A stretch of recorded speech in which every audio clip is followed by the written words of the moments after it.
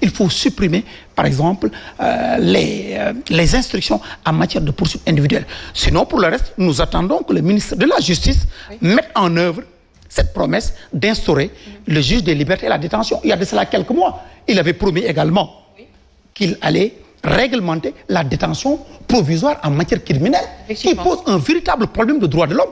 Aujourd'hui, vous pouvez être poursuivi pour crime, arrêté en détention provisoire pendant 6 mois, aller à la chambre criminelle et être acquitté. Et on l'a vu récemment, depuis des années.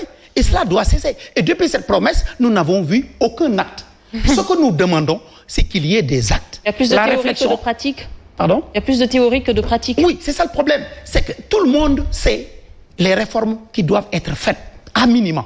Mais on ne prend jamais les responsabilités nécessaires où il n'y a pas de volonté politique pour mettre en œuvre cela. Jusqu'à présent, sur les détentions provisoires en matière criminelle, nous attendons, mais nous espérons que ça va aller dans ce sens. Pour les bracelets électroniques également, ça va dans le sens de désengorger également les prisons, passer des mesures post-sanction. C'est une bonne chose. Il y a le juge de l'application des peines, un comité d'aménagement des peines qui réfléchit pour alléger et mettre un bracelet électronique. Mais pour moi, le plus important, c'est qu'il y a une réforme depuis 2000 dans le code pénal où on a instauré des peines alternatives, semi-liberté, probation, travaux pour l'intérêt de la société, que les juges sénégalais hésitent à mettre en œuvre. Parce que la culture au Sénégal de la justice, c'est une culture punitive, répressive. Il faudrait que les juges mettent en œuvre cette réforme qui est dans le code pénal depuis 2000. On parle également d'instauration du